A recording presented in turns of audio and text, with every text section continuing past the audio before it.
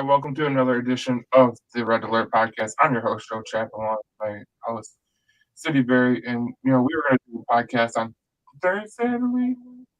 And next thing you knew, it just started going all haywire. And it said that the StreamYard was down. And I was like, oh, boy, well, this is a sign. So we'll wait till Sunday after, every one of the games is played. And that's what we did. Yeah, I kind of wish we would have done it on Thursday because we would have been happier then. We're Well, still happy, but we're not as happy as we would have been. we would have been happier last time, but Right. when you It's look okay at it, though. when you look at it like this, the Red Wings are still. Well, this is the other one. No, where's the one I had? Oh my god, I had another one.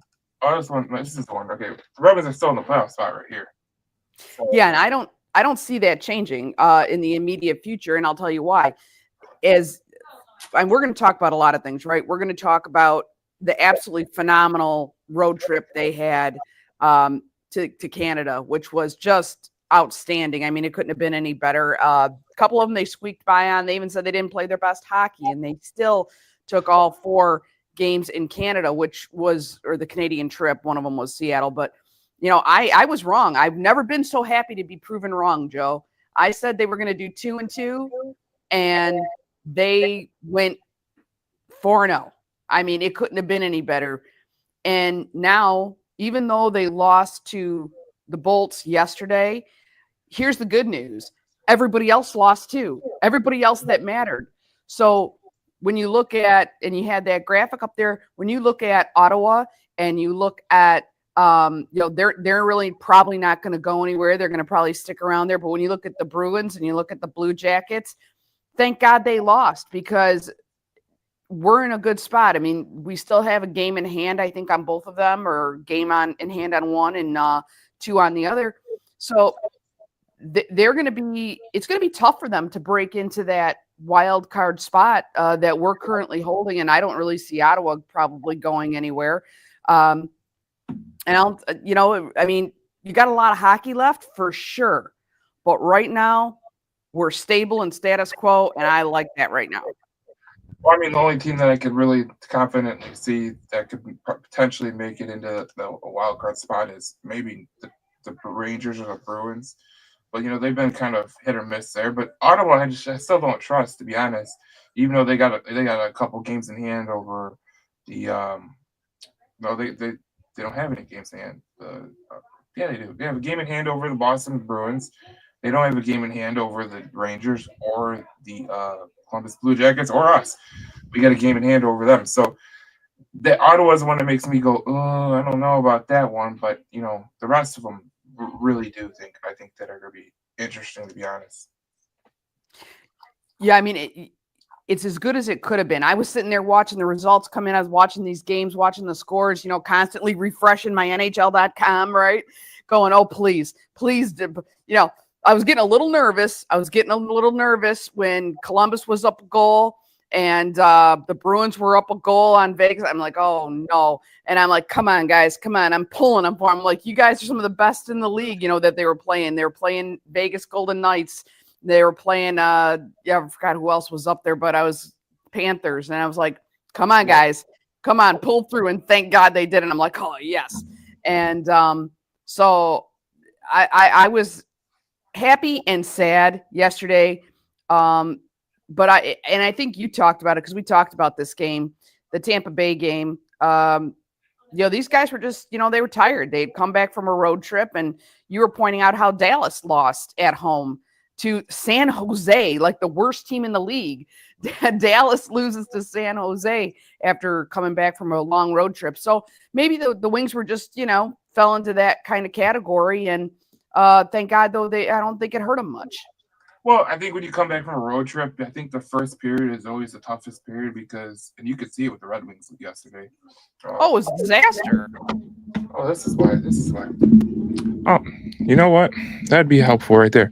Yeah, I think the first period is always the toughest period when you come back from like a road trip, right? Especially a long road trip because they went to Western Canada. They played the Flames. They played the Canucks, the Oilers, and then they played the Kraken in Seattle. And like anytime you come back from a road trip, it seems like the team that is the home team usually struggles really quickly. And it happens with the Western teams that go from the Eastern to the Western and back to home. It seems like they struggle too. So it's like at some point in time, you're gonna deal with this. Like it's just gonna happen like that. So I knew they were gonna come out a little bit sluggish in the first period. I didn't realize how bad the goaltending would be in the first 3 minutes when I was trying to get ESPN's app to work, which was hilarious because it wouldn't work for me. I was trying, and then Alex Lyon gets pulled. So I was like, interesting. So it is what it is. But they they started slow, and guess what? They had to play catch up, and that's never a winning tradition. You can't win hockey games when you're starting down 2-0. It's just it's hard against a Tampa Bay team that's really good. Well, and you're up against arguably one of the, if not the best goaltender in the world, and Andrei Vasilevsky. So it's like when you've got really bad goaltending up against one of the best goaltenders in the world, you've got kind of a recipe for disaster. But at the same time, yes, the goaltending was problematic. But you know what I saw too, Joe, is I saw just part of the defense just collapsing and crumbling in some of those areas. They gave them those opportunities. And so you can't just put it all on the goaltenders, although granted, they both let in an easy goal. But the other one, you have to get this, and I know you didn't see it because I was watching it, and I watched it on ABC, by the way. I have ESPN and all that, but I watched it on ABC. And I have to say, one of our viewers, one of our commenters said that they watch ABC on mute. I totally get that because let me tell you, I was tempted. The worst part about those nationally televised games is you don't get our broadcasters really, who are really some of the best. So I had to listen to, Bob Shooten and AJ Molesto, yeah. That was not a great broadcast to listen to be honest. When you talk about these guys that are the ESPN guys, I feel like the ESPN, they have good broadcasters for every other sport besides hockey, it seems like. I mean, Bob Wischusen does a lot of college football and all that stuff. So I know him, but they got that Leah Hextall, the most painfully awkward voice I've ever heard in my entire life. Like every time I hear her, I do a podcast with a woman, so this has nothing to do with like a woman's perspective or nothing. She just sounds like every time she talks, it's like paint scraping a wall. You're like, holy shit! Like, just stop talking, lady. Like, literally, just stop, please. And I think that's what it is too. It really is. She's got some vocal challenges there. She says some things that are actually pretty intuitive. I mean, they're not any worse than the the other hosts on there, but it's the voice. Yeah, man. Like, it's just a voice. Like, I don't. There's a guy who announces football games on Fox or whatever. And his voice is just as bad. Like, I'm just like, oh my God, please just stop, dude. It's like a hey. It's like, what's going on with that story? But when Alex Lyon was in goal, yeah, he let one in he shouldn't have. Yep. Quite frankly, though, the other goal, Joe, I got to give him this. He was completely screened. I don't think anybody could have made that save because he was screened, but and very, very, very effectively. So. But at the same time, here's the thing that I like about, and I think we talked about this too, I like about Todd McLellan is that he can sense within the first 3 minutes that this goalie's going to have a bad night. That this is, he's not in the pocket. He's not, his timing's off. And maybe his confidence gets shaken, and it's kind of like quicksand. They score 2 goals on you in the first 3 minutes, and you're a goalie. You can probably relate to this. You get 2 goals scored on you in the first 3 minutes in kind of a important game, pivotal game. Something's going to happen to your confidence there, and he had the foresight to make the change. Now, then he makes the change, and I really don't think that Cam Talbot was expecting to come into that game. So maybe his head wasn't quite in the game yet. But it just went from kind of bad to worse. And you can't say that the offense didn't do everything that they could. Alex DeBrincat had an outstanding game. There were a couple of guys that did really, really well. Tarasenko got a goal. So that's good. And by the way, there's some trade talk about Tarasenko I want to ask you about a little bit Oh later. yeah, yeah. I was gonna bring that up too as well, but yeah, Yeah. you were talking about something just a minute ago about when you bring a guy like Talbot in, like I think the percentage is very low when a goalie comes in cold. You know what I'm saying? When he's Yeah. not expected to go in, I think it's very low on how cold how it's gonna work. So that's what sucks there, because as a goalie, like you're not really ready to go play hockey. So especially that, I think it was like 3 minutes in, like you're never expected to go 3 minutes in because you're at the very most maybe 10 minutes in because of an injury or whatever. But 3 minutes in is a record. And yeah, this team wasn't ready to play from in the first period. They were absolutely just not ready to play. And even like I was listening to Ken Cal for the first 3 minutes. He's like, Paul Woods was saying that they were just like skating like anxiously and all that stuff. And I was like, ew, that's not a good thing to have, being said by your home team broadcasters. And they knew right away because they were, they obviously jumped out to lead the Tampa Bay did, and the Red Wings couldn't really come back. And obviously they came back in the second period. And they put a all court press on there, but I felt when you got to the third period, it kind of like that's where both teams got their legs, and I felt like that was the period where that 2 goals that you gave up in the first period really came back to haunt you right there. For sure, for sure. But with regards to Tampa Bay and just the poise that they had coming into Detroit, they came in ready to play. Mhm. And I think they had a reason for that. They had been flirting with, the top 3. They've been flirting with even the wild card spot. And I don't think that they wanted to come in here and lose.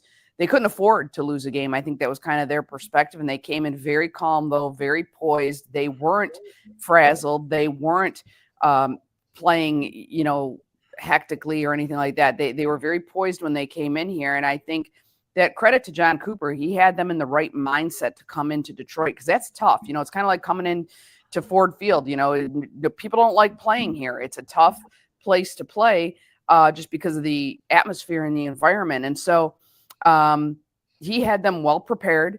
They came in poised. They played their game. And Detroit was, as you say, still finding their legs in that first period. And then they just got completely off balance when Tampa Bay scored the first 2 goals in 3 minutes. And so they had to reset. But I think they made a great effort to come back in the second period. It was a really great period of hockey to watch. It was very exciting. But at the same time, they just couldn't. They could never overcome that deficit. They didn't the whole game overcome the deficit. And so they cut the deficit, but they never overcame it. So I think at the end of the second period, when you still haven't overcome that deficit after playing, I thought, really well in the second period, it was kind of like a foregone conclusion. The third period was for me. Maybe it was for other people too who were watching, but thank God for those 4 road wins that help offset that a little bit. Yeah, I look at it like this. Like I look at it like you were due for a loss, and I don't know. Maybe it's a bright side of things or whatever, but maybe a loss going into the break will help out a little bit, um, because it's I don't know. It maybe a win would have been like just an ultra confidence because you're gonna have 2 weeks off right now. So and this is a good time for the players to get healthy. I know there's some players battling injury on this Red Wings team, so I just think that it's good for them to maybe get a loss out of the way because next you can start a new winning streak you know coming out of the break, so that'll be good. But yeah, they just didn't play good yesterday, and like I said earlier, and you just alluded to it the same way was when you start out down 2-0, you're gonna put yourself in a hole, and it's gonna be hard to get out of, especially against a team like Tampa Bay.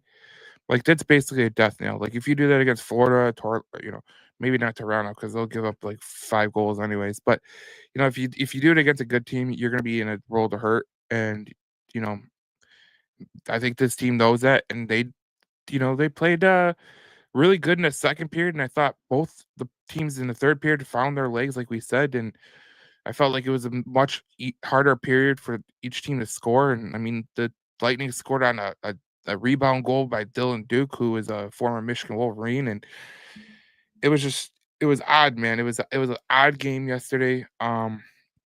Just the way it started. and the way it finished, to be honest, like I didn't think that it was anything that I think the Red Wings played a pretty good second period, and they both played good in the third period. But the winner was the Tampa Bay Lightning in that first period, though. Yeah, and I think that what we're gonna have to hope for here is that it was just a one-off, right? Because they beat some outstanding teams. I mean, the Wings have beat Winnipeg, they've beat Florida, they've beat, Calgary. I mean, they beat some really good teams, and so I'm hoping that this is just a one-off, just an adjustment. I mean, the other thing that's tough too, and people don't realize sometimes how difficult it is to get back and play, even if you have a couple days in between. When you're coming from the West Coast and you're coming from that time zone and you're coming back to this time zone, I mean, anybody who's experienced jet lag knows what that's like, but it's even more difficult to recover from jet lag when you're a professional athlete. It really does work on the chemistry of the body and everything else like that. And I don't think people are fully appreciative of what that's like. So they were battling that too. But it either way, it doesn't matter. Whatever the factors were, they've got this one loss. What's important, Joe, and what is absolutely not just important, but it's critical, they can't let this one loss turn into 2 or 3 or 4. They've got to come back with a win when they come back from this break and get started again on another streak. Yeah, and I look at Tampa Bay, and they were coming off of a game where they played the Ottawa Senators at home, and they haven't been good on the road lately, but they've been playing it. They played 2 games at Ottawa, so they were coming in the Eastern time zone. And I just felt like this game was something that could be very, very how do you say, beneficial for both teams, because I mean, obviously Detroit, Tampa Bay's playing today and they're winning 2-0 early on, so they're doing pretty good early on in games today. Especially they're playing Montreal right now 2-0 after in the first period, so doing the same thing they did yesterday. And you know what? Maybe this is a team that Tampa Bay, maybe they're going into this break a little bit too hot, to be honest. And it's this 2 weeks break is going to be a little bit different for teams and coaches, and it's gonna be very beneficial for players that are hurt. So that's gonna be good for that. But yeah, this is just an interesting thing. But we talked about it yesterday when we called each other. Was this team is playing at a whole different level with Todd McLennan. Yesterday aside, they're playing at a whole new level. And when we look at the way that this team is playing with Todd McLennan versus Derek Lalonde, I mean, look at it. Like, they had the second worst record in the East, 13, 17, and 4. Their 2.56 goals a game were 4th worst in the NHL. They're getting up 3.26 goals allowed per game. That's 8th worst. Their power play was 11th at 22%, 68% on the penalty kill, which was 32nd. And then you look at McLennan, he's 15-4-1. They have 3.35 goals per game, second in the NFL. The NHL, 2.7 goals allowed per game, 9th in the NHL. And then you look at the power play, they're 36%. That's second in the NHL, right? And then 71% penalty kill. That's 21st in the NHL. Not a big step up in the penalty kill, but honestly, I could deal with it. I could really, really deal with it the way that they're playing under McLennan. And obviously, like we talked about it before, and I thought it was interesting what Patrick Kane said on the broadcast with I think it was Trevor Thompson or whatever. I'm trying to pull up the tweet or whatever, but he basically said the same thing that we've been saying for years, and that was that like 2 years, but that when the Red Wings play aggressive, that's when they're better, And I thought that they've been a way more aggressive team, and it's been very good for them. Well, see, here's what we were saying too this year is that, and I've been saying it for the last year for sure, and that is, I would get so annoyed when people would tell me it's because of a lack of talent. And I'm wondering, are they looking at the same roster that I'm looking at? Because don't tell me that when you've got Patrick Kane, Dylan Larkin, Vladimir Tarasenko, Alex DeBrincat, don't tell me there is no talent there. That's absurd. Moritz Seider, talk about talent. That kid's got it in spades, which, by the way, I love Mo. Mo's my guy. But nobody can deny his incredible talent. So don't tell me this team isn't talented. That was just an asinine remark. I mean, those people are just idiots. The problem was your coaching. The problem was that your coaching schematic, the way that he was putting out there, his system was not commensurate or consistent with his talent that he had. He was trying to fit talent into a certain system that they didn't have that skill set. You can be talented in many ways, and he was not playing to his players' strengths. And that was the big part of the problem. And it was really, really playing on their morale. It had such a traumatic impact on the morale, and that just compounded the problem. And Dylan Larkin said recently in an interview, he said, "This is great. We're having a great time. We're having fun again." They weren't having fun playing this game. So it kind of goes back to the whole just play effing hockey. You've been doing it your whole lives. That was so key, because not only did Todd McClellan come in and simplify it and just say, just play the game, he reminded them, you've been doing this your whole lives. And why? Because you love doing this. And so he allowed them to play their game. And then he made the game fit what he had on the ice. He fit the team and the players that he's had. And of course, they're going to be having fun. Of course, they're going to be, there you go. Just play effing hockey. I think it was great. And just changing that tone. He had to change the tone. That was number one. He did that. If you want to look at kind of the turnaround expert special, look at Todd McClellan, because this guy has shown us how to turn around a team. Dan Campbell did it the same way. You have got to change the tone. And, this is something that I see in my field, and I talk about with my colleagues sometimes is, man, if you've got a morale problem or if you've got a performance problem, one of the things you've got to do is you got to come in and completely change the tone, because that's part of your problem. And that goes back to culture. When we talk about how important culture is, Todd McClellan has changed the culture. Dan Campbell changed the culture. Does that mean that they've necessarily gotten, they both had fantastic results. Does that mean that the Detroit Red Wings are going to absolutely secure a playoff spot this year? Maybe not. Anything can happen, right? People get injured. There's a number of, bad turns of fate that happen or whatever. But you change the culture, you change the tone, and now at least you've got yourself set up for maybe next season when we find that the Wings are in an outstanding position. Now, there's a couple of key positions and players we may or may not have. And I wanted to talk to you about that too, Joe. Not only Vladimir Tarasenko, but the fact that we only have Patrick Kane for the rest of this season. What does that mean, and who fills that hole? Because there's no doubt.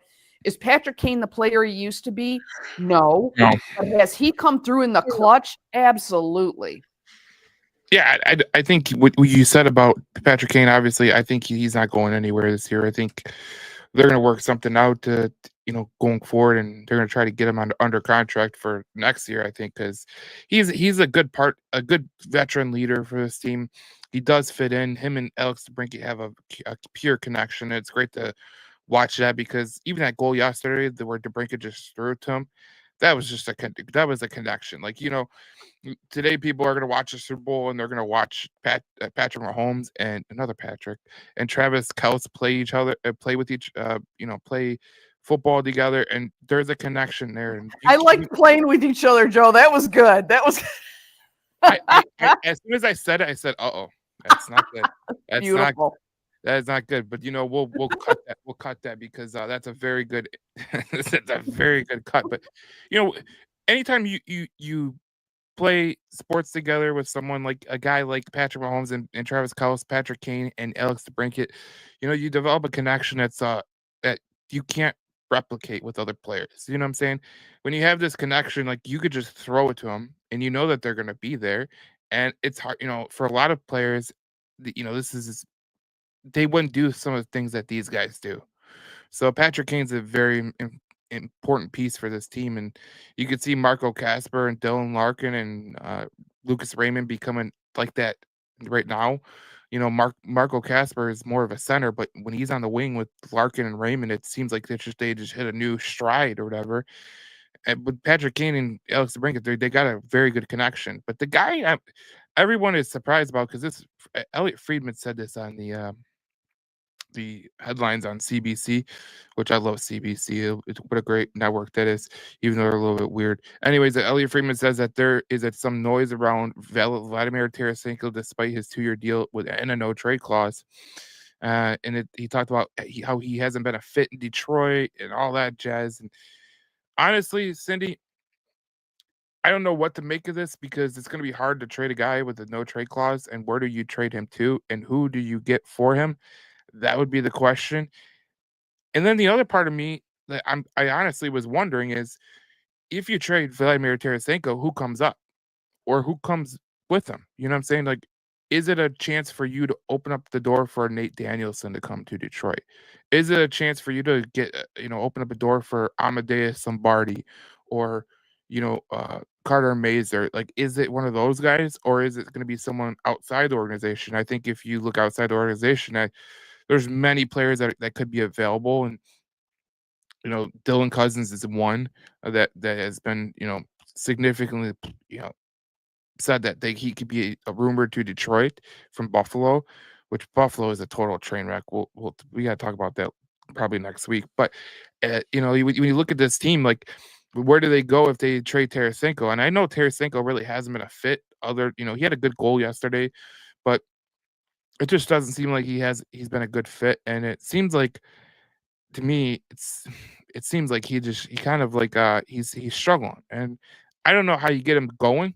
I mean, it could be as simple as, put him here and whatever, but he's playing on a third line, and I don't think he really wants to play on a third line. I think he wants to play on a second line, but the second and first line have been really good for the Red Wings, so I don't know if they're going to do that. Well, I think whatever happens, that Todd McClellan's going to have a huge, huge influence on that decision. And I think it's a situation where, he's been here about 20 games now. He's taken a look at what he's got. And I think if there is the noise that may be getting created from Tarasenko potentially being traded, I think has a lot to do with Todd McClellan's call on this. But also, Vlad just might, if he's not feeling like he's contributing, or he doesn't feel like he fits in, or he doesn't feel like, if he's finding it hard to fit, that no trade clause is not going to be an issue at all, because he's going to waive that. If he wants to move, he's going to waive it. So I'm not so much worried about that. And they might hold on to him through the rest of this season, and then trade him next season, because he's got, I think a 6 or an 8 team trade clause. And there's plenty of opportunity with those teams, I believe, for Detroit to get a net gain out of this. Is Tarasenko needed now? Here's what I think. I think that McClellan's come in here and he's seen what he's got in a lot of these young prospects and a lot of these young players. And he's going, I think we've got everything we need here. I think this is where the future is. I don't think he sees Tarasenko as where the future is. And I know that it was important to Steve to keep a lot of veterans, or not a lot, but a couple key veterans on his roster to help kind of facilitate the development of these young players. But I think he's feeling far more confident with Todd McClellan's plan. And I also think that now he's got his guys on the roster, the existing roster players that are becoming veterans. He doesn't need to trade for them. He doesn't need to bring them in. He's got guys who've been brought up in the Detroit system who are serving that purpose. So, and you've also got your young guys that are just knocking it out of the park. I mean, I'm so excited that they opened up that door. Steve kind of let go of the reins a little bit and let McClellan bring up some of these young guys. I'll tell you one who's been a huge surprise to me. And maybe it's because I've been watching this guy since he got here, and that is Simon Edvinsson. And I have seen Simon develop so dramatically from the first time that I saw him at training camp until today. He kind of came in with a little bit of a chip on his shoulder. I don't know if it's because he's a big guy and he just thought he was going to throw his weight around. But yet he was not a very aggressive player. And maybe that's because he was still finding his feet on NHL ice. I don't know. But he he had a little bit of a, kind of a, I don't know, it's kind of snooty. He was kind of snooty in the beginning for a young kid coming here. I thought, geez, that's an attitude that you shouldn't be having. You know who you're standing next to? You're standing next to some of these really accomplished guys or whatever. And but his attitude has changed dramatically. And here's what surprised me. He didn't used to use his size to its best advantage, right? He would create space, and that was great, but he wasn't real aggressive. But daggone, did you see how aggressive he was yesterday? And I've seen this trend with Edvinsson as I've been watching him. Not only is he really beginning to capitalize on his size, but he's really starting to get physical. I love it. I think that's beautiful. He needs to do that. Well, Eric Miller brought up a good point, and I think I wanted to bring this up in the podcast because it is a good point. Eric brings up as we enter the final third of the season to go, really like we could see a trade for another D-man, and I do think that's possible. To be honest, I think with Petrie down for the foreseeable future, he's down for 6 to 8 weeks. They said. And we'll see what happens when he comes back, if he comes back, because 6 to 8 weeks is a little bit of, I think it's a little bit of hope, to be honest. So if that's the case, I mean, you got to go look at another D-man, like maybe a seventh defenseman or someone like that. But if there's a trade available for a defenseman who could potentially help this team out, I think Stevie Y will throw it down because I think a defenseman could help this team exponentially because you look at Edvinsson and Seider, those are great. Those are two great defensemen. Sherrod's played a lot better under McLennan. But you look at the defense as a whole. I mean, like they have gotten a lot better here with Todd McLennan as a coach. And I got the statistics right here. It's really marveling, to be honest. You look at before McLennan, the D zone denial was 29th in the NHL at 42.1%. With Todd McLennan, it's 47.7, which is third in the NHL.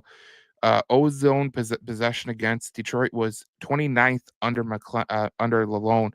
They are 10th under McLennan. Shots attempt against Detroit's 8th in the NHL, which that's how you win games, denying shots on the net. And with Lalonde, they were 29th in the NHL. They were giving up 61.9% shots, which is just amazing. Scoring chances against 23%, which is 26th in the NHL under Lalonde. Under McLennan, they were 7th in the NHL with 19.3. That's a 4-point drop. That's great. And then expected goals against, they were 2.75 under Lalonde, which is 23rd in the NHL. And with McLennan, they were 11th in the NHL. So this team is doing a remarkable job under McLennan. I mean, these numbers just tell you right off the hop that this is like really, really good at what they're doing. So, I mean, if they go to get a shot to go get a defenseman, I feel like, first of all, I feel like Yzerman knows that he has a good coach to help these guys out. Because I really think last year when, a lot of people were wondering, why didn't they make a trade at the deadline? And I think a lot of proportion, looking back on that whole thing, I think a lot of it was, I don't think he had confidence in Lalonde. I think he's seen the writing on the wall with Lalonde, to be honest. It makes you think about why did he get rid of him early on. But I think me and you talked about this yesterday on the phone. We were saying like, maybe he was trying to give him another shot. Maybe he thought he would snap out of it. But I thought last year they could have made a move or two, and they didn't because obviously, trades could be. I don't think it was a heavy trading deadline anyways last year, but he went in. He's like, all right, we're gonna do it the way we did it, and there we go. And Lalonde showed everyone what he was. I mean, he really did. Like February and January, he was great. March and April, he was meh. And then we all know that October and November, Derek Lalonde, he was like, I think it was a total 421 winning percentage, which is not going to win you anything in the NHL. So, well, I think what prompted Steve to finally make the change, not only what he was seeing, but also what he was hearing from his locker room, because my understanding is that there were a couple of key guys who made it known to Steve Yzerman that they were not happy. Dylan Larkin was number one. And not that he hadn't been saying it, but the other guy who had I believe, a pretty big influence was Steve, because I think he talked to him, kind of goat to goat, if you will, and that is Patrick Kane. Yeah. When Patrick Kane is a professional, he's a pro, he's going to be a Hall of Famer, probably a first ballot Hall of Famer. And so when a guy like that, who, and he's not a complainer, you know what I mean? No. He's not that kind of guy. He's quieter guy. He's not a complainer. But when he comes to you and says, we have a problem, I think that Steve took that very strongly. Then the kind of straw that broke the camel's back was you had some young guys that had been down in Grand Rapids or that were with the team, but we're not getting the ice time, that were looking to move. He got too many of those guys that were on the move or looking to be on the move, and he didn't want to lose them. So he knew he had to make a change. So I think it was those three factors as to why he finally decided to give up on Lalonde. I don't think it had much to do at all with like the fan reaction. Steve doesn't look that, but Steve is, I believe, deeply influenced by people he respects in the game. Mm-hmm. And I think that those two guys certainly are a couple of those guys that, he respects their opinion. So I think there was a lot of influence there. Anyway, just my thoughts as to why Lalonde didn't move earlier. But I got to tell you, I'm sitting and we talked about this yesterday too. Don't you wonder what Derek Lalonde is thinking watching these games? like where has he been? He's like Casper. He's like gone. I mean, like you don't hear about him anywhere or doing anything. You don't hear any talk of, he's talking to this team or that team, or some teams come, like nobody is, his phone has got to be like, just turn it off, Derek, because nobody's calling you, nobody's calling him. But I wonder when he's watching these games, if he's kind of almost rooting against the Wings, like, because every victory they have just proves, and every single, I don't care what broadcaster it is. I don't care if it's national, local. I don't care who it is. Every broadcaster can't help but mention the tremendous turnaround, because it's been a 180 from Lalonde to McClellan. And I got to wonder, every single win that this team has is just another reaffirmation of Lalonde's failure to do anything with this team. And I'm wondering if he doesn't root against us every now and then. But well, he has to. Going, he has to, because there's no way this guy could be like, oh my God, like there's no way he could be like happy, because this was his team, just a short couple months ago. And now they're playing at all worldly level, and they've got better at every statistic, even defensively. And this is a guy who prided himself on, oh, we gotta be good defensively. Oh, we gotta do this. And you're like, bro, you are not doing shit, to be honest. Like, you have not done nothing.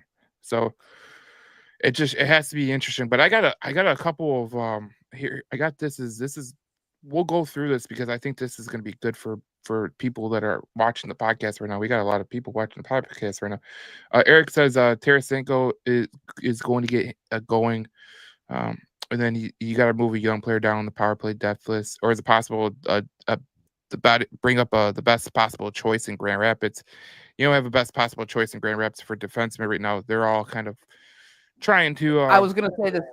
I was going to say the same thing when I saw that, Joe, is that if we had a D-man in Grand Rapids who's ready to come up, but I don't think that we do.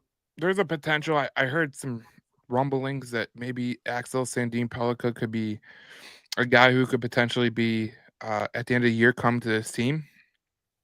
But he's in the Swedish Elite League, and so he's going to come over here, go straight to the NHL. I mean, that's what Marco Kasper did, kind of. Lucas Raymond and Seider did as well. But I think if there's a chance that Yzerman, could pull a trade, like I got a couple names. We got 15. There's 15 lists of names from Bleacher Report. I'll put this on the thing, and we can go through it, and we can kind of do our due diligence on this, because I think this would be a good one to go through. But the first name is Seth Jones from the Chicago Blackhawks. And obviously the Blackhawks are doing another difficult season. Cindy, you called this on the podcast. You said that Bedard wasn't going to be as good as people think. And boy, oh boy, I think you were more right than you were not wrong, because everyone was tempting him to be, McDavid and all that jazz. He's going to be this elite player that's going to come in the league and light it on fire. And, I think a lot of people from the NHL were like thinking the same thing. And, here's all Cindy. And there was a comment from a long time ago, because I went back on the podcast and you said this. Yeah. And someone said, this chick does not know hockey. Connor Bedard is going to be one of the best players in the NHL. And you hear Connor Bedard getting called out by some of these NHL guys like Paul Bissonnette from Spittin' Chicklets, or any of these guys, because he kind of plays this non-defensive game, and it's been a difficult season for Chicago. So Seth Jones could be a guy that could potentially come to the Red Wings. What do you think about that?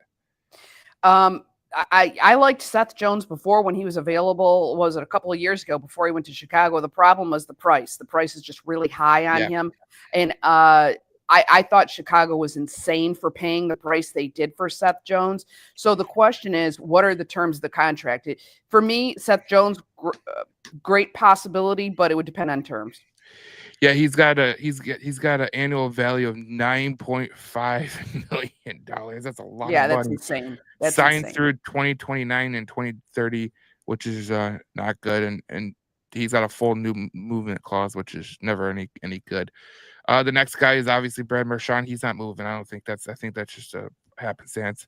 Ryan O'Reilly, he's a center from Nashville. This will be an interesting one, but I really don't think he's going to be moving. I think, well, he could potentially be moving, but Detroit doesn't really need a center. Would you be interested in Ryan O'Reilly? I love Ryan O'Reilly, but again, I don't see where we got a place for him. And I think he's going to fall into the same, situation as Tarasenko. He's not going to get the ice time he's looking for. Does he fit the culture? That's the other thing. I love O'Reilly, but I'm not sure that he necessarily is going to fit the culture here.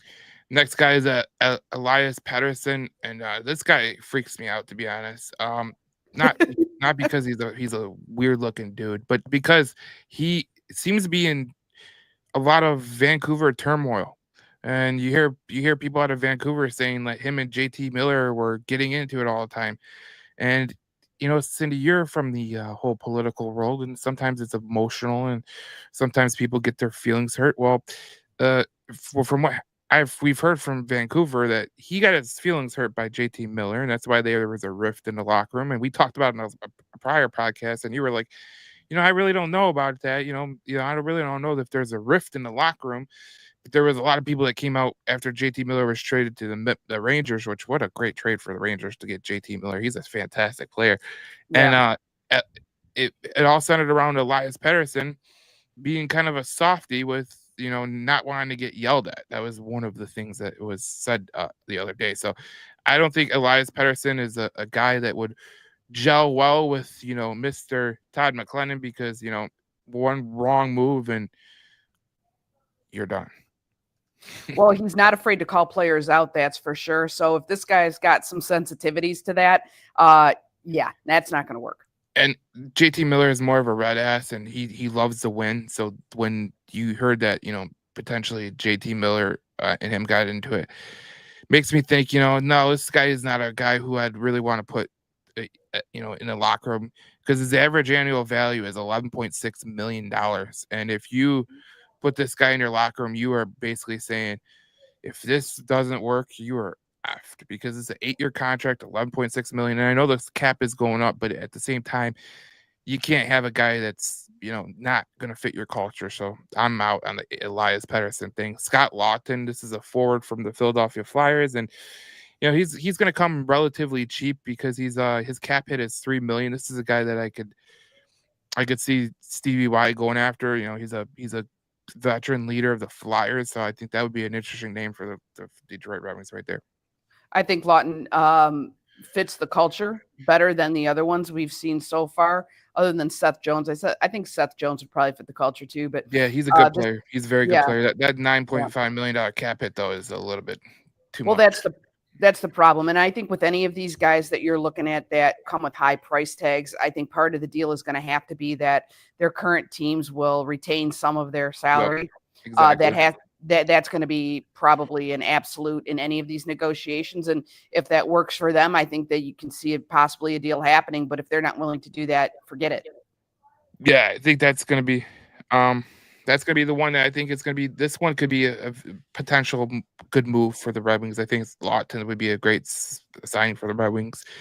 $3 million cap, it's not good. I mean, good. That's a good one. But Ryan Lindgren of the New York Rangers, I think they're going to be in a playoff spot, so I don't really look at them moving their defenseman, Ryan Lindgren. Brandon Tanev, Seattle Kraken. This guy's interesting. He's a defenseman. He's kind of a stay-at-home defenseman. He's got one of the weirder pictures that you put on the jumbotron. Yeah, no kidding. I wonder if was somebody. I would love to know. They had to have someone in their marketing department or whatever their department is that handles this, like their PR. Who the hell was looking at stick placement on this photo and hand placement? I mean, really? Seriously? Well, that's not what I'm talking about. This is what I'm talking about right here. This guy. That one you showed wasn't real flattering either. Well, I guess it depends on how you look at it, right? That's his picture that he has for. Oh, good God. On the jumbotron if he scores. So he's kind of a scary looking dude, to be honest. But I mean, he had to do that on purpose. But let me ask you this: wasn't Tanev the one that? Isn't that who was Edvinsson getting into it with? Oh, it was that Tampa Bay. I thought they were getting into it with somebody in Seattle too. But Tanev got the brother named Chris Tanev. He plays for the Toronto Maple Leafs, and they're both kind of rugged defensemen. They like to hit, so like. Tanev would be welcome back in that thing, but his cap hit, I believe, is around $3.5 million, but also carries a 10-team no trade list. So, but he's a winger, so he's obviously no. I thought he was a defenseman, but he's a winger. Yeah, he's a winger. So I don't really think they're going to be interested in him. His brother is a defenseman. So, and he came into the league. Brandon Tanev came into the league as a defenseman, which is just weird. But Seattle plays him as a winger. So I really don't think the Red Wings have any. I don't see a fit there.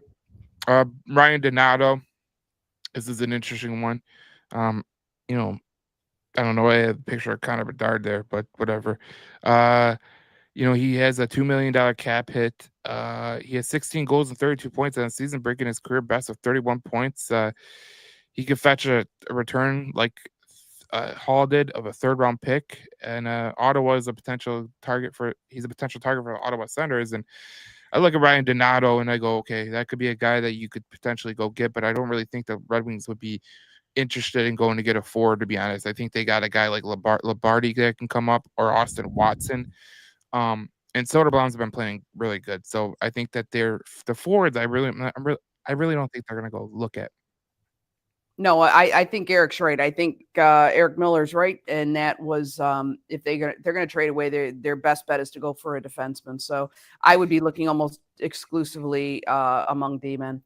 So the only forwards we liked was Lawton, and this is another guy I think I would be interested in. Was Trent Frederick from the Boston Bruins. He's a center, but he carries a cap hit around $2.3 million. He's an affordable target with playoff-bound clubs with limited club cap space. So, I mean, he's going to be a guy that could potentially be. He's a big guy, 6'3", 221, would draw plenty of attention from contenders seeking his size and grit in the postseason.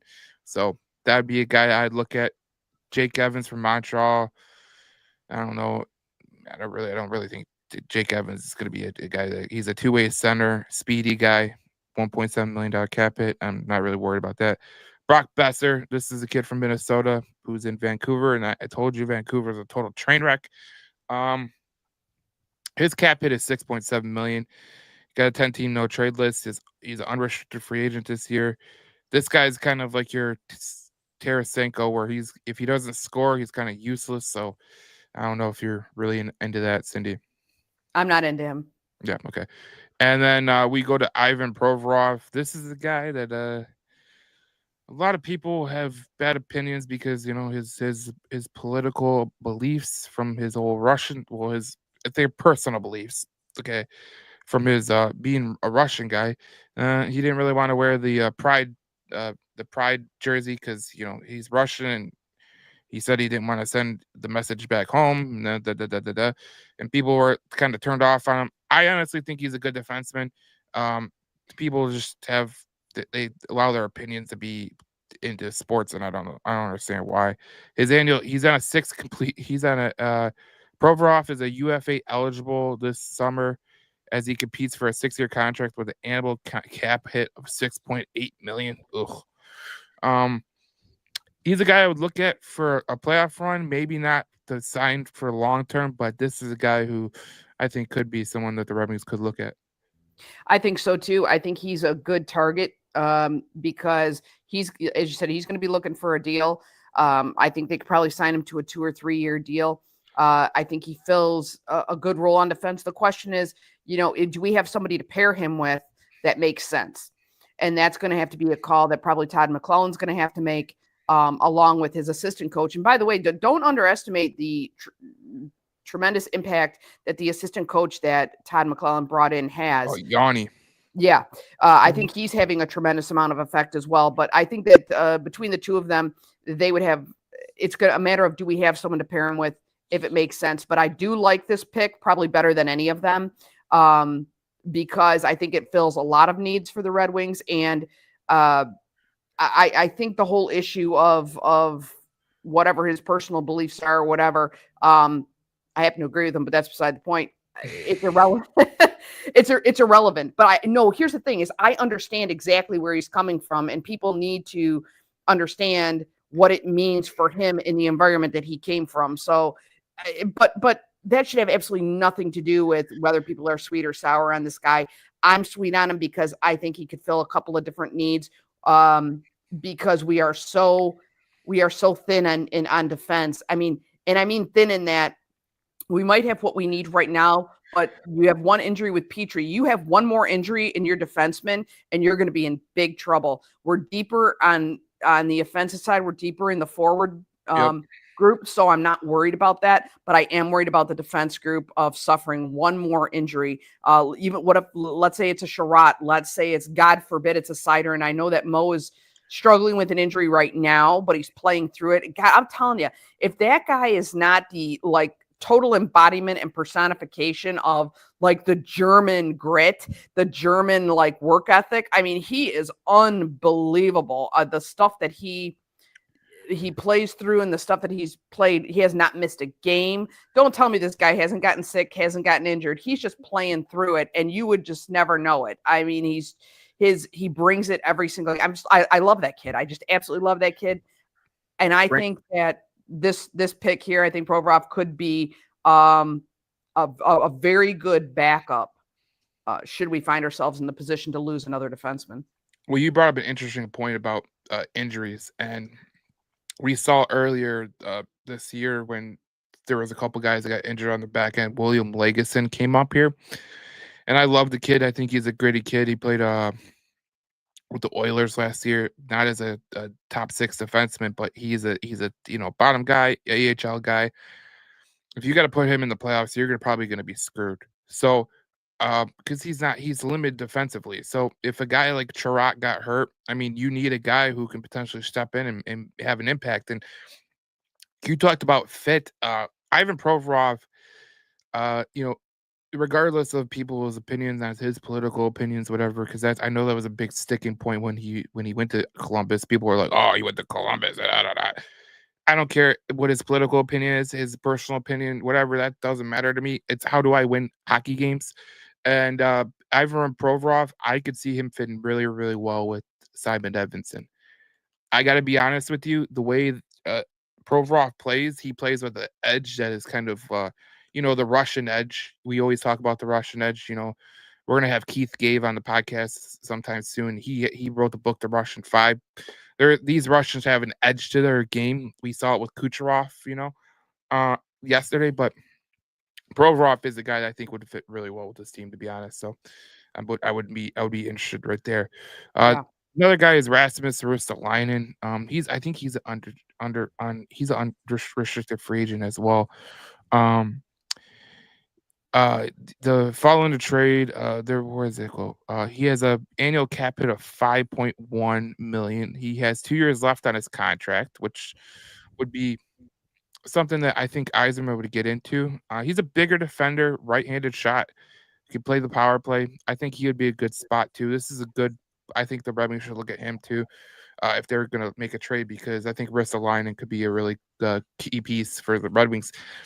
Notice that all three of these defensemen that we like are right-handed shots, and that's what the Red Wings need, because they got a lot of left-handed shots on that defense.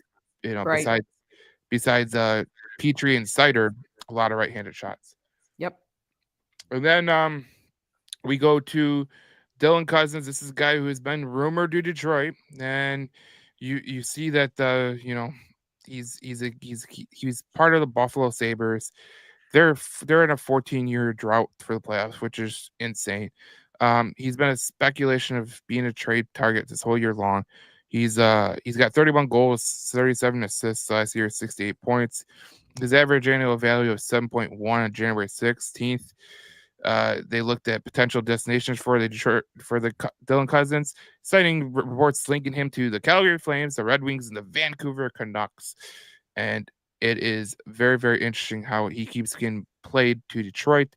That is the guy I think could be, if there's any forward they're going to look at, I think it's going to be Dylan Cozens, because on January 9th, the Buffalo News, Lance Lukowski acknowledged teams were calling about Cozens, but cited a team source saying they weren't shopping him. However, it's worth recalling that GM Kevin Adams made similar comments last February about center Casey Middlestat, and then traded him to the Colorado Avalanche for Bowen Byram. So, look, I don't know what you think about Dylan Cozens. I think he could be a useful piece for the Red Wings. Obviously, he's a forward, so there's they need more defense, but the reports linking him to Detroit has to come from somewhere. So I think he could help shore up, maybe fill that veteran role, especially if they're going to get rid of Tarasenko anyway. They're going to look for another guy with some experience and going into the playoffs. And I think Cozens could be that guy. If they're looking for like a lateral move, right? Like they're going to get rid of a forward and bring on a forward. They're just trading him out. He could be a good option for that. So I'm not totally opposed to him. It's just, again, it's going to depend on terms. He's got a little bit of a higher price tag than Provorov does. And so they're going to have to find out where that makes sense from a financial perspective.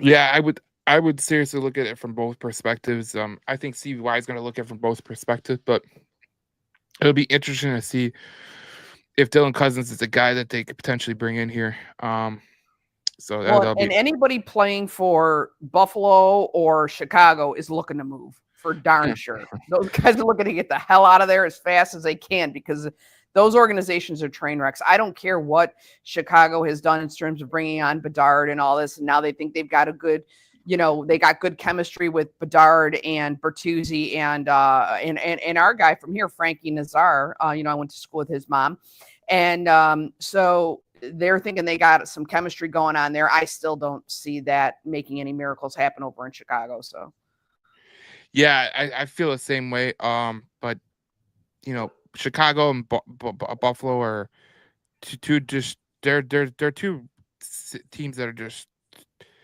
constant state of struggle with them. Constant state of struggle. Well, again, it's an organizational, cultural problem in both of those areas. I guarantee you, it doesn't matter how many marquee players you float in and out of those organizations. You've got an organization problem. You've got a management problem. And then the last one is Brock Nelson. This is a guy that would interest me because he is a good player, really good player for the New York Islanders. Seems like they might be trading him. He's been constant talk about, they're trying to get it. He's an unrestricted free agent at July 1. Alula Amarillo is they're trying to keep in the playoff berth, but it's reaching a point where the approaching deadline cannot be ignored much longer. The 33-year-old Nelson is a 3-time 30-goal scorer that can play center or wing, has plenty of postseason experience, and these factors should be something that the Red Wings could be interested in. He's got this is a guy that's the number one guy on. He has a $6 million cap hit this year, a 16 no trade list, but those factors shouldn't impede a trade.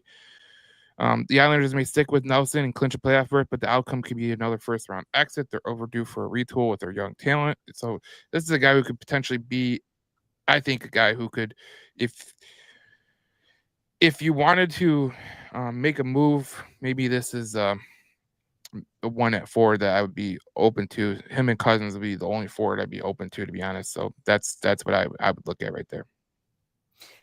Yeah, I'm not so sure that he'd be a Detroit culture guy. Personally, I mean, I like Provorov and Cousins the best out of the top four. I mean, my four would be Seth Jones, but the numbers got to work. He's way too expensive. That's my only concern with Jones. Nelson, I'm not sure he's quite the culture guy. That's why I think our two guys in the middle, I think, are probably our best shots. Being you got a D-man there and then a forward, and who knows? Maybe you can make maybe Stevie Y can work a magic three-way or something. Who knows? He's like the king of the three-ways. So, well, before we end this podcast, because I think we've hit on a lot of stuff today. I want to hit on this because this is all Yzerman's picks. Well, Berggren is not his pick, but Berggren's done a lot of development under Stevie Y's tutelage. You look at Ivinson playing great, Elmer Soderblom, Johansson, and Marco Kasper. I mean, these are guys that are just getting into the fold, and they're playing really, really good for the Red Wings. And Cindy, it's got to be very, very. It's got to suck for people that were not Yzerplan guys, because Yzerplan is coming to fruition, in my opinion. So, I don't know about you, but I think that this whole year, especially early on, was tough for everyone, but more so for Stevie Y because, look, he did a damn good job at putting this team together, and obviously coaching was the issue. We've seen it with the statistics that we put up here, and here. So, I mean, look, obviously the loan was the issue. What do you think about this Yzerplan coming to fruition? well, I think the Yzerplan has changed over time. I mean, it still had its nucleus that hasn't changed, but I think the peripherals absolutely have changed. I think Steve has had to rethink some things. I think the type of game, the style of game he was looking to perhaps develop didn't. Because if you take a look at his choices of head coach, they both had similar systems. They both wanted to play a young game and a fast game. And so hence, Steve's been bringing up these young guys, developing these young guys that are used to playing a speed game. But I think what perhaps he's done is he's factored more of the physical game back into his plan. And then he's kind of retooled it a little bit. He still has a young core. He still's developing a young core with the help of some veterans, but he's letting them play an aggressive game. And I think that's who Detroit is. That's what this city is about. And Steve knows this, but you know what? He was in Tampa for 8 years. So maybe he'd kind of forgotten that a little bit. So the thing is, do I think the Yzerplan is coming to fruition from the perspective of having a young core, young guys that have been brought up through the system? Yes, absolutely. Where I think it has changed a little bit over since Steve's gotten here is I think that he's gone back to his roots a little bit, not his roots specifically, but the guys he played with, guys, friends of mine who play a little bit more of a physical game. I think he's allowed for that. And I think it's only made it better. And now he's got all of the elements in place to make the Yzerplan work. And that I think he's well on his way. I think they are going to make the playoffs this year. And I do think that probably, and I said this before, Joe, and I'll say it again, for the 25-26 season or even 26-27, you are going to see the Detroit Red Wings in a very serious contention for the Stanley Cup. Mm-hmm. That was Steve's plan from the beginning. That was the timeline that we gave on this show 2 or 3 years ago, and I'm sticking with it. And I think that's what you're seeing. Well, I think what I think we're seeing, to be honest, is the Yzerplan is coming to fruition in a full realm. And I know a lot of people were hesitant on, the Yzerplan earlier this year, and there was obviously reason to believe that there was things that were wrong. But people are saying it wasn't the coaching. Obviously, we know it's the coaching. The coaching was a very, very significant issue with this team. So I mean, we look forward to Steve Eisman. He's got a lot of picks that can come down the ice, down the line. um, guys like Nate Danielson, Sandine Pellica. There's a guy that I think a lot of people are um, not aware of. He was a 7th round pick a couple years ago. No, last year. Austin Baker. He's going to be going to Michigan State. He's going to be a guy I'd be interested in watching in the next 2 to 3 years because kind of like that Dylan Duke for Tampa Bay, kind of a similar skill set. And Austin Baker is also a local kid here in Lakeland. So he's a kid that's from Detroit, but he's got a good size. He's playing in the USHL right now, and he's going to be a good kid. He's obviously going to go to Michigan State, have a good development there with Mr. Adam Nightingale, because Nightingale is a good coach, and I think any coach that you go to with either Naurato or Nightingale, I think they're going to get you to the NHL and get you ready to play NHL hockey at those two schools. So I think if they could just do that, they'll be good. But that's how it's got to go. I agree with you. I think with regards to Pellica in particular, Sandine Pellica, they are already talking about this guy being another Lindstrom. And if that is the case, then that tells you all you need to know. To use one of your lines, Joe, tells you all you need to know. You've got some real stars coming up, some real future all-stars that are coming up, Hall of Fame guys, and they're so young right now, and they could very well be ushering in the next legacy here for the Detroit Red Wings. Axel Sandine Pellica is phenomenal. I mean, this year in the SHL, he is. This is crazy right here. Oh, why didn't it go on there? I'll show you this. This is really for people that are watching the podcast. This is going to be something you want to see. He's right here. I got the stupid thing on there, but anyways, he's got 25 points in 34 games. He's got 10 goals, 15 assists. Like, this kid he's really a point per game player. Like, in 2022, he was 31 games played, 36 points. Last year in the SHL, he had 18 points, 39 games played. He's a good player, and even in the playoffs he performs. He had 7 points in 14 games. I mean, you really can't do better than that. He's a good player, and even in the World Junior Championships, like this year, he had 10 points in 7 games, 4 goals and 6 assists. And people that are comparing him to Mr. Nick Lidstrom, I think they're right on the money right there. Like, he is a good player. He's going to be a very, very good player for this Red Wings team going forward. And people are comparing him to Lidstrom already. I don't think they're far off, to be honest. Like, I watched one of his games in the World Junior Championships, and he is a very, very polished skater who can make all the plays that you need to make in the NHL. And everyone that's saying that he could come up this year for the playoffs, if that's a chance. I mean, you got guys nationally that are saying that. Like, they believe he's 100% ready to be an NHL pro. And watching him in the World Junior Championships and some of the games, I watched a Swedish Elite Hockey League game the other day. Couldn't understand a word they were saying in the broadcast, but who needs to be able to understand it, Joe? Just watch the game, right? Well, if it was an ESPN Swedish broadcast, I mean, I'd be all right with it. But I can make out some words because I do know some Swedish, but I'm not fluent in it. So I was struggling to figure out. I don't even think it was Swedish. I think it was Dutch or something. Anyways, he was playing against Frölunda, which is a team that we know because there's a lot of Red Wings players that came from Frölunda, and he hit someone and literally sent them through the boards. So he has a physical element too, even though he's a smaller guy. He's 5'10", 181, but he loves to hit. He loves to score, so that's good.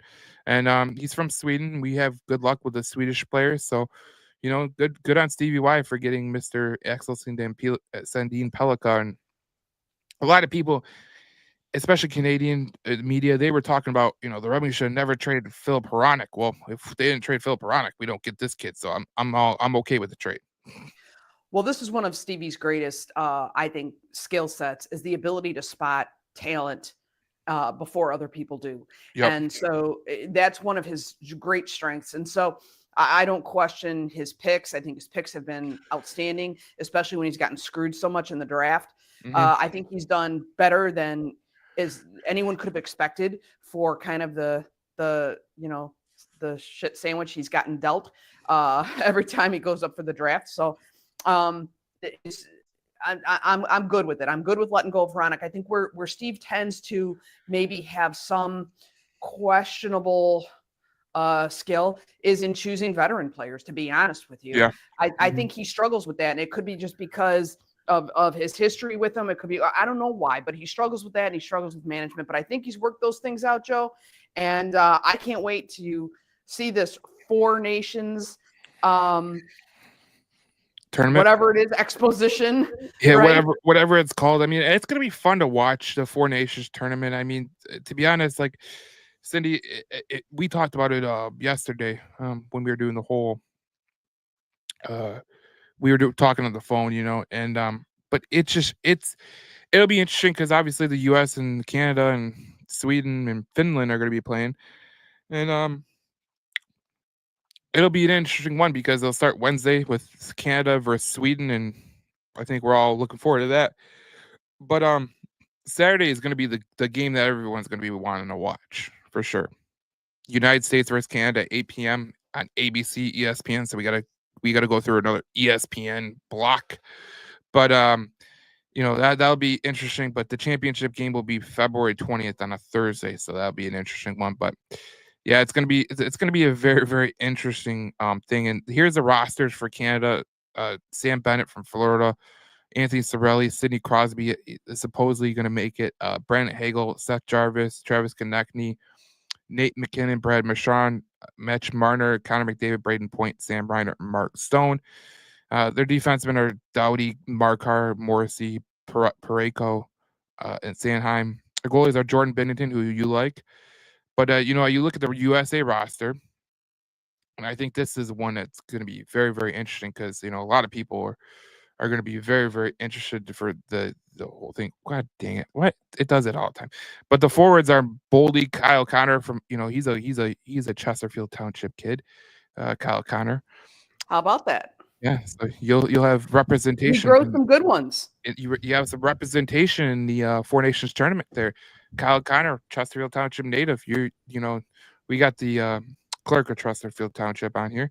So just thought we'd throw that out here because he is going to be on that Four Nations tournament. JT Miller, Brock Nelson, who we brought up earlier, he'll be for the USA. Brady Tkachuk, all the Tkachuks are going to be on there. The goalies are great though. Connor Hellebuck from obviously Michigan. He's a Michigan kid too. Love seeing that. So is Quinn Hughes. We went to Michigan. So is Wernerski. So we got a lot of Michigan representation on the Four Nations tournament.